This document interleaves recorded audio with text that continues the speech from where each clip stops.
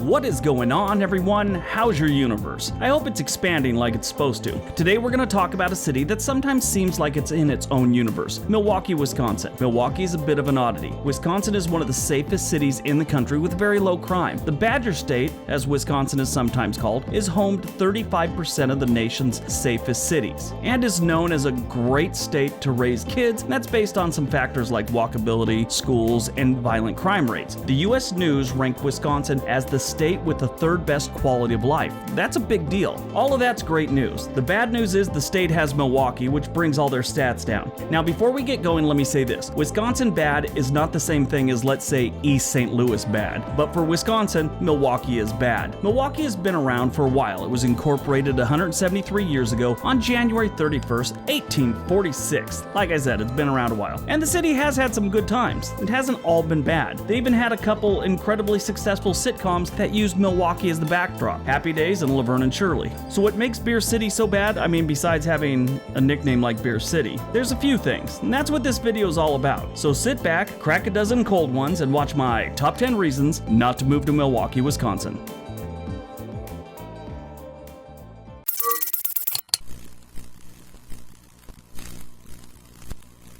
Number 10. The public schools. Public schools here are a joke, and not a very funny one. Unlike the rest of Wisconsin, Milwaukee's schools should be avoided. If you can afford it, it's highly recommended you put your kids in a private school for a safer and better education. As a matter of fact, if you can afford it, just go ahead and leave Milwaukee. The average student-to-teacher ratio here is 22-1. That means there's 22 students for every teacher, and the national average on that thing is 16-1. Test scores in the public schools are about 50% lower than the national average, and only about 78% of the students go on to graduate. And that's pretty sad. That's not good. The rest of the state's in fairly good shape. Milwaukee, not so much.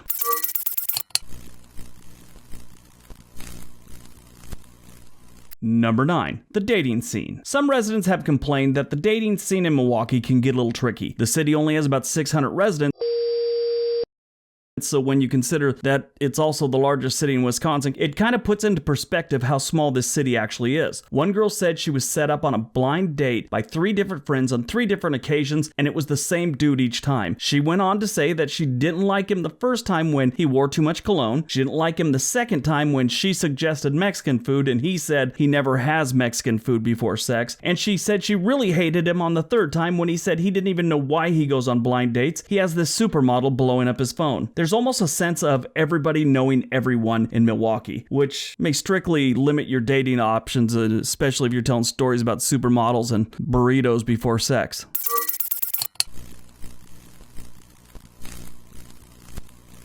Number 8. Employment. Unlike the rest of Wisconsin, Milwaukee doesn't have the greatest employment opportunities. The unemployment rate is 30% higher than the national average, and at certain times of the year, that number jumps drastically because of weather. The other issue is this is another one of those places where wages are, on average, very low. The income per capita is 31% higher than the national average. There was a time when it seemed like all they were making in Milwaukee was beer, and everyone was working at those breweries. They still have a bunch of breweries, just not as many employees are needed. A high school friend's dad worked for Miller Brewing Company in Milwaukee when he was younger. Then they all moved out west and he worked from out here on the West Coast. And I remember him saying years ago that not too far down the road, the whole brew operation will be run by a 3-man shift. He also told me that the official sexually transmitted disease of Milwaukee was beer nuts. So, take it for what that's worth. Save yourself a headache and get a job before you move to Milwaukee.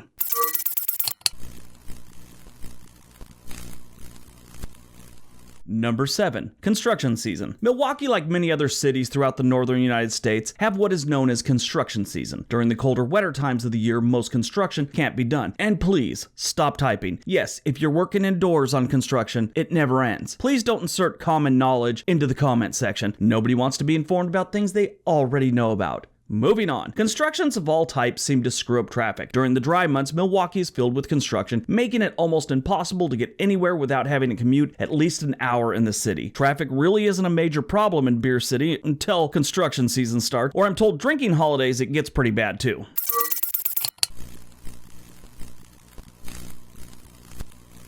Number 6, it's a college town. Milwaukee is home to a handful of prep schools, career colleges, Marquette University, and the University of Wisconsin-Milwaukee. And those are just the colleges within the city. While this may be very convenient for students, it sucks for the retirees and families. I've talked about this in other videos. This is a big thing for people above the age of 30 that are looking to relocate. It's like one of the categories they're concerned with. College life and the chaos that goes with it is great till about age 27. Then it becomes annoying. I didn't start college till I was 25 because of the Army, and I was annoyed by the nonsense at that age. At this age, if I had college kids like living next door to me, I'm sure I'd be thinking about renting a bulldozer and just mowing their place down while they're at class. Might be worth the lawsuit just so I can get some peace and quiet. It's not just the drinking and the parties these days. The college types have decided to protest anything and everything, which is irritating. The last time a protest really worked was probably the Vietnam War. Now, there's a new protest every single week and nobody really pays attention to the cause anymore. They just pay attention to how much longer it took them to get home from work because the local arm of Save the Central American Highland Fruit Bat has blocked your commuter rail. The whole time you're stuck on that train, you're thinking, I will curb stomp a college kid and his fruit bat buddy if I miss the Masked Singer.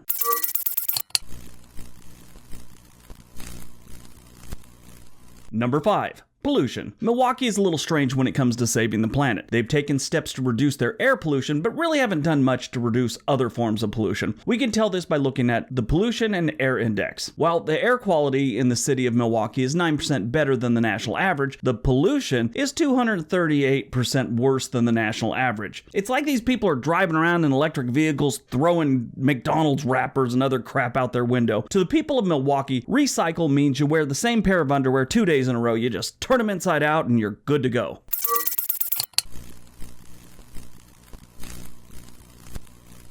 Number 4, bad drivers. Milwaukee doesn't produce the best drivers in the country. In fact, they're actually pretty bad drivers. It was ranked as having the 5th worst drivers in the country. As an example, a 21-year-old driver was recently charged for racing another resident that ended when she crashed her car into a light pole and split the car in half. Now, don't worry. She survived and will go on to make other bad decisions in the future. The same driver has been ticketed over 10 times. Obviously, this girl isn't a big thinker. When you combine stories like that with the weather and the amount of drinking that goes on in Milwaukee, the streets aren't safe.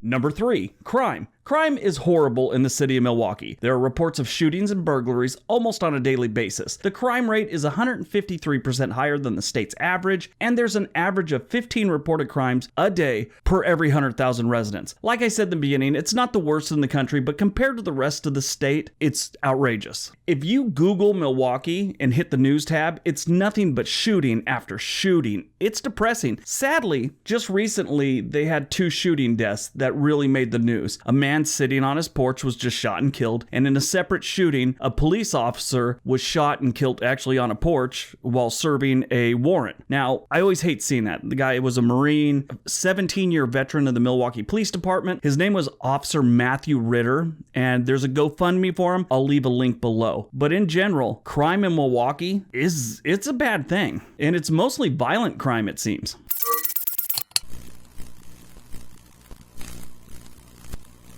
Number 2, poverty. As if crime stats didn't already clue you into what's coming next, they got a lot of people living in poverty in Milwaukee. The poverty level in Milwaukee is 88% higher than the national average. Now, it's one thing to be poor in the South or someplace like Arizona where it's warm, but being poor in an incredibly cold climate can be deadly, especially for those people in extreme poverty like people living on the streets. In cities like this, they're always finding people frozen solid, like really solid, like popsicle solid. And sometimes they find them huddled together for warmth, and that's sad. I saw a picture of this happening some years back. They had a really bad blizzard and they found a couple that were like huddled together, and they froze to death. Like, it was sad. All I could think about was, how are they going to separate them and get them on the van or in one of those body bags? Do you find like a big countertop and bang it against it like your mom did with popsicles or something like that? I don't know. And then you have to share it with your sister. My sister told me she couldn't eat the popsicle if it wasn't an even break. Like, if one side wasn't perfect, I got it because, get this, it hurt her retainer. Now, this is the worst part. I fell for this scam for years, and my mom was in on it. We could afford more popsicles.